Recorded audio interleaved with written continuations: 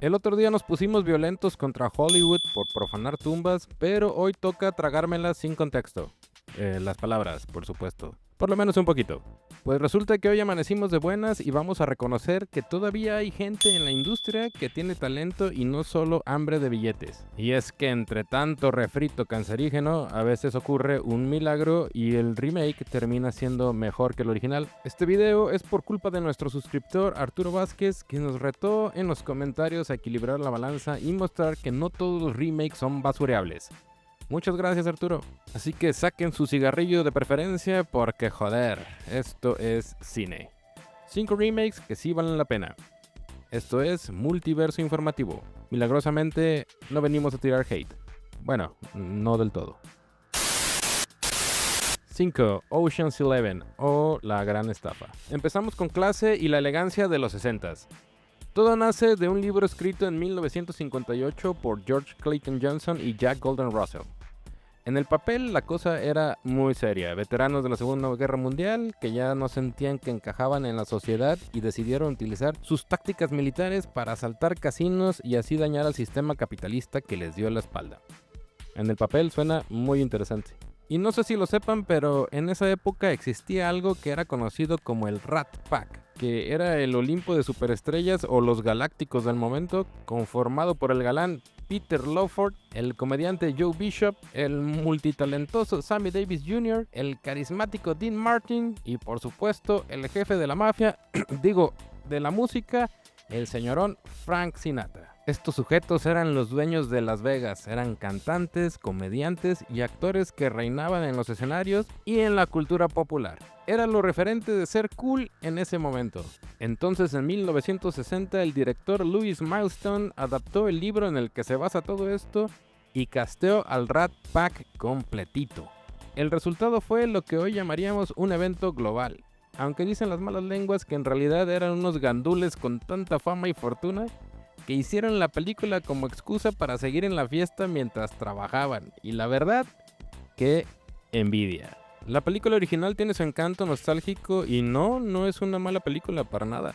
Pero aceptémoslo, es una hija de su época. Tiene un ritmo mucho más relajado y está hecha más para disfrutar estos fenómenos del momento pasándosela todísima madre. Pero llegamos al 2001 y el director Steven Soderbergh decidió que él también quería irse a Las Vegas, pero a trabajar. O sea, con menos cubas encima y hacerlo más en serio.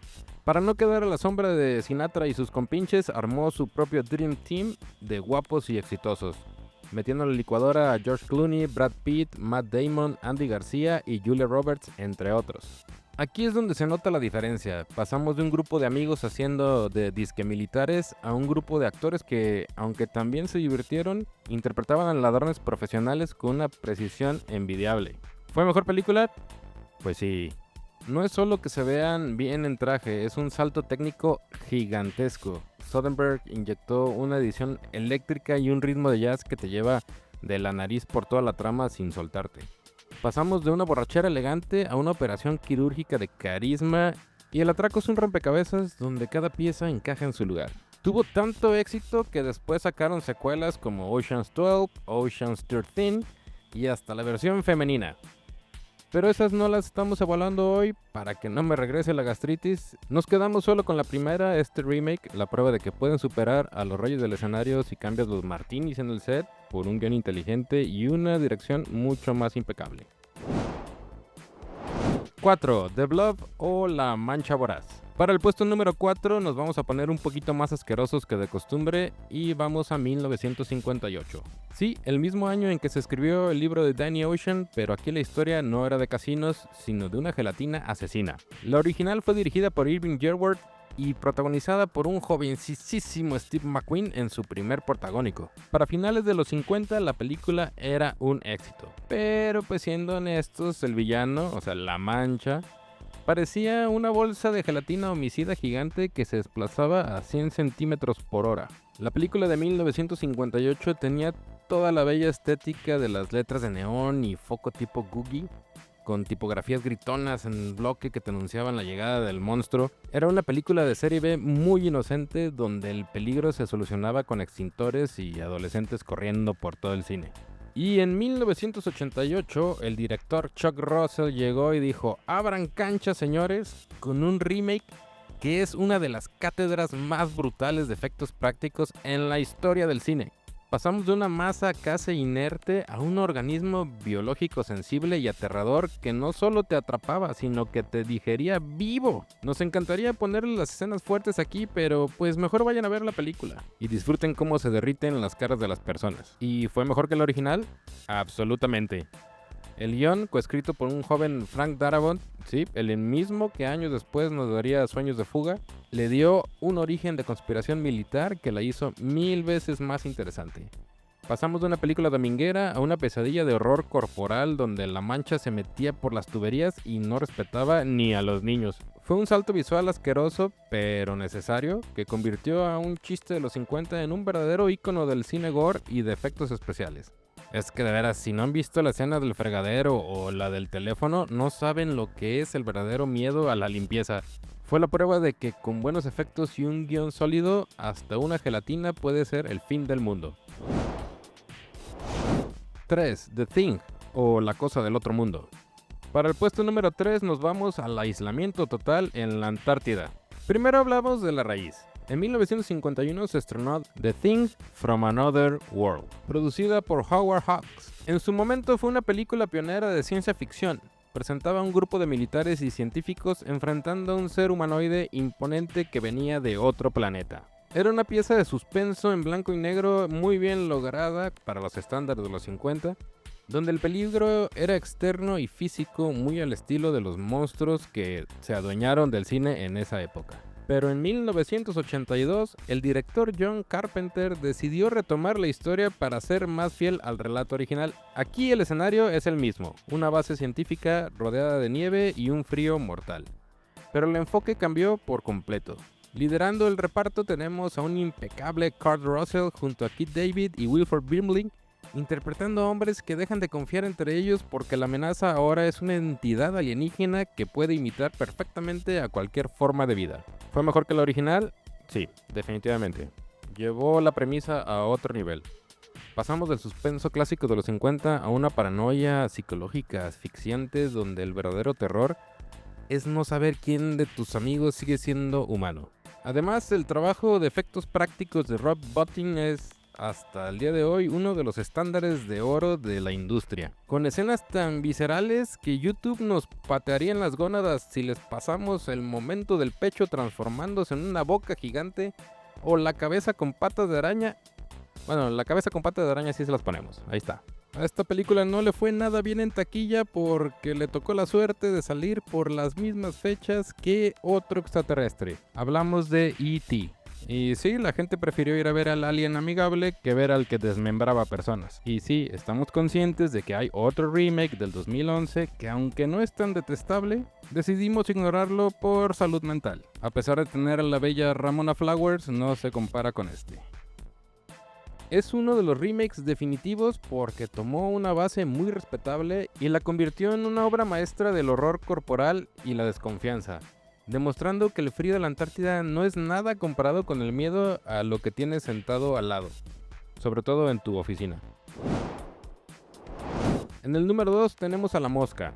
A ver, no se me enfaden ni se me alteren, pero otra vez hablaremos de un remake de los 50 hecho en los 80. Pero es que no podemos dejar de mencionarlo. Este es un ejemplo fascinante de cómo el cine puede madurar una idea. Primero viajamos otra vez a 1958 con la versión original protagonizada por el gran Vincent Price. En esa época era un thriller de ciencia ficción muy elegante donde un científico por un error de cálculo intercambiaba cabeza y brazo con una mosca.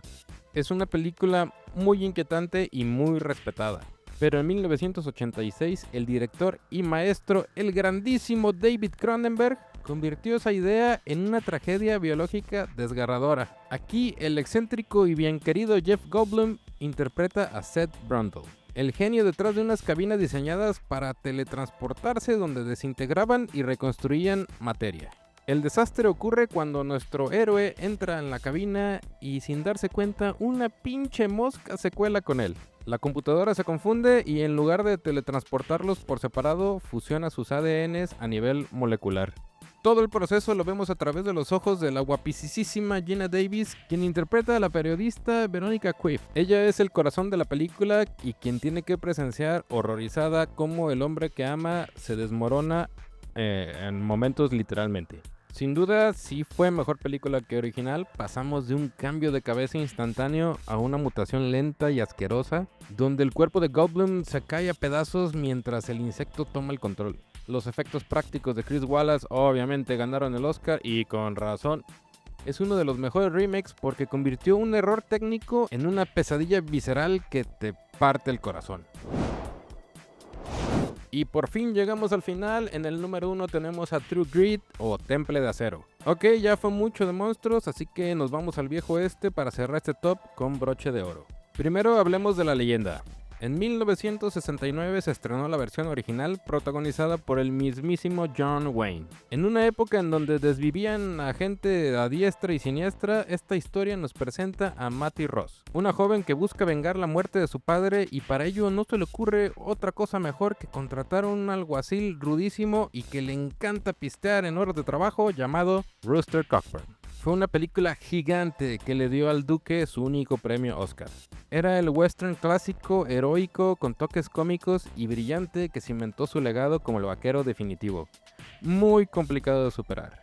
Casi imposible. Pero en el 2010 los hermanos Coen se sintieron muy nalgas y decidieron que era hora de quitarle el brillo a las espuelas para darnos una versión mucho más cruda. Aquí el papel de Cockburn recae en un Jeff Bridges monumental. Pero aunque usted no lo crea, la que se roba la película por completo es Hailee Steinfeld, como la pequeña Mattie. No es un personaje de relleno, es una interpretación maravillosa de una niña que, lejos de sentirse indefensa, se siente limitada por su edad, pero está decidida a ponerse en acción valiéndole madre el mundo. No es el secundario infantil de acompañamiento que se siente enfadoso, sino todo lo contrario. Su actuación fue tan potente que con solo 13 años se llevó una nominación al Oscar. ¿Fue mejor que el original? Digamos que los Coen elevaron la apuesta. Pasamos de un oeste idealizado a uno polvoriento y peligroso, donde el peligro tiene nombre y apellido. Tom Chaney, interpretado por el mismísimo Thanos, Josh Brolin. La calidad de esta versión es tan indiscutible que arrasó con 10 nominaciones a los premios de la Academia, demostrando que la visión de los Coen y la química entre Steinfeld, Bridges e incluso Matt Damon estaba en otra liga. Desafortunadamente, en uno de los crímenes más grandes de la historia del cine, se fue con las manos vacías y no se llevó ni una sola estatuilla. No se ganó ni el estacionamiento gratis. Es nuestro puesto número 1 porque tomó un clásico intocable, el de John Wayne, y lo convirtió en una historia humana y visualmente superior.